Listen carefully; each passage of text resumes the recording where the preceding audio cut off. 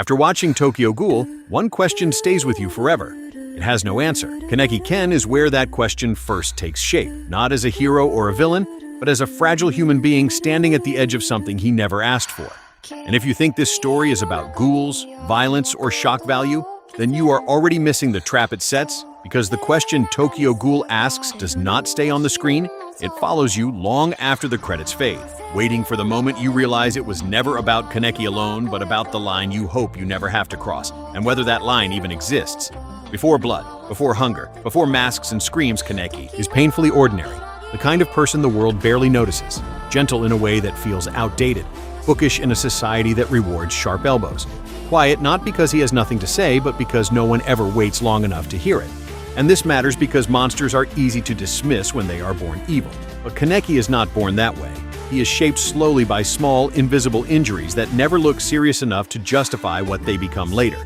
And you can see it in how he clings to books as if stories are safer than people, in how he chooses cafes and corners instead of crowds, in how kindness for him is not performative but reflexive, even when it costs him.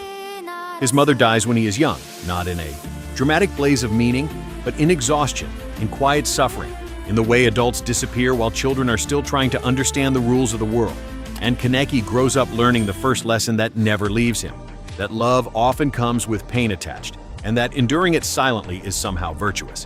His aunt takes him in, and with her comes a second lesson, harsher and more confusing, that care can coexist with cruelty, that responsibility can turn into resentment, that being a burden is a sin you should apologize for just by existing. And Kaneki learns to say sorry for things that were never his fault, learns to smile through discomfort, learns to shrink himself, so others feel less threatened by his needs.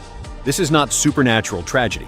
This is the kind of emotional erosion that happens every day, the kind people dismiss because it leaves no visible scars, but it leaves Kaneki already fractured long before a ghoul ever touches him, already trained to accept suffering as normal, already convinced that if something hurts, it must be because he deserves it. Loneliness follows him not as isolation, but as distance, surrounded by people yet never fully seen, craving connection but fearing the cost of it. And when Rise Kamishiro enters his life, she feels less like temptation and more like permission. Permission to want something for himself. Permission to believe that maybe he is allowed to be chosen. And that is why what happens next is not just an accident, it is the moment the question is born. The attack, the transplant, the violation of his body without consent, all of it happens while Kaneki is unconscious, which is the cruelest detail of all. Because when he wakes up as something else, the choice has already been made for him. And from that point forward, every question about responsibility becomes contaminated.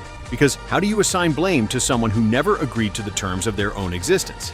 The hunger comes first, visceral and humiliating, his body rejecting what once sustained him, forcing him into cravings that terrify him. And notice how Tokyo Ghoul refuses to make this empowering.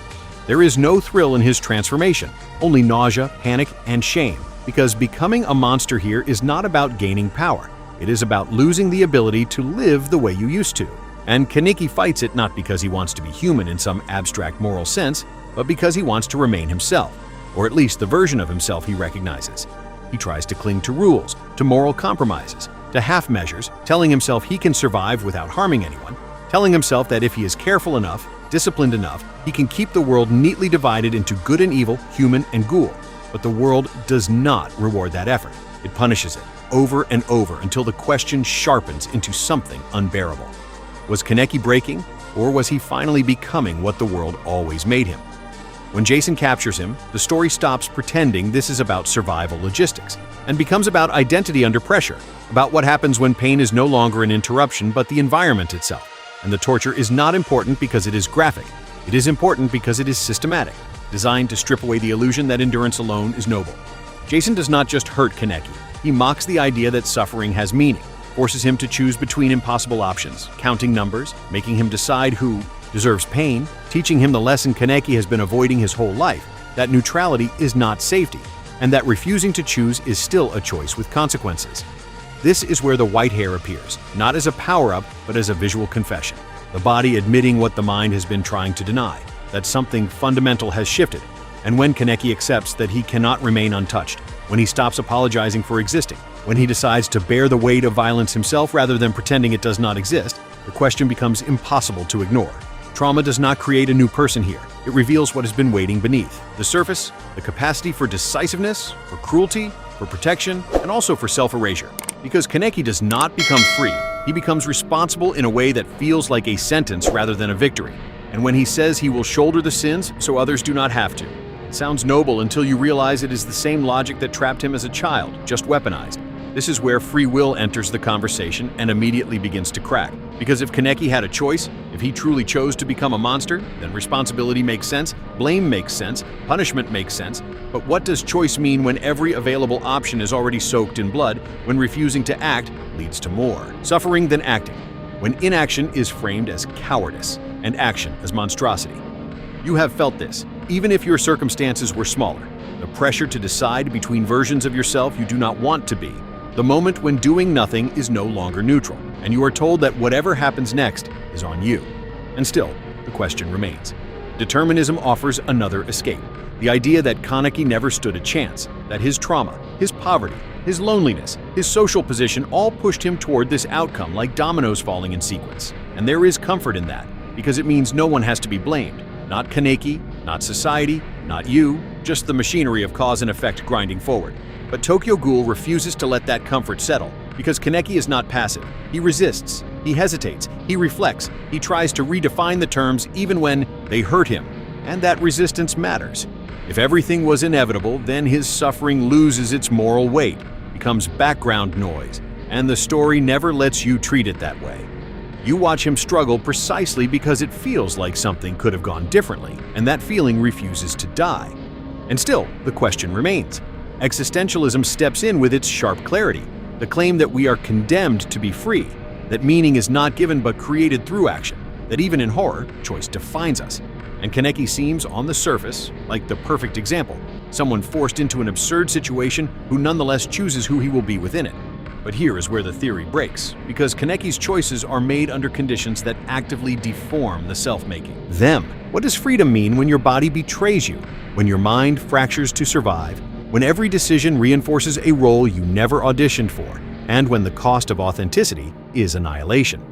You are told you are free, and then punished for every option available to you. And if that sounds familiar, it should. And still, the question remains, because at some point Tokyo Ghoul stops asking whether Kaneki is a monster and starts asking why we need that label at all, why we cling to clean moral categories when reality is built from compromises, why we are so eager to assign blame so we do not have to sit with discomfort, and why we fear the idea that under enough pressure, we might make the same choices. This is where the mirror turns, quietly, without, because here is the truth. Tokyo Ghoul was always really asking, not about Kaneki, about you, about the versions of yourself you buried to survive, about the moments you did something unrecognizable because the alternative felt like erasure, about the times you told yourself you had no choice and the times you know, deep down, that you did. You know what it feels like to be pushed into a corner by expectations, by fear, by circumstances you did not design, and you know the shame of adapting, of becoming sharper, colder, harder than you wanted to be, and being told that adaptation defines you more than the forces that demanded it.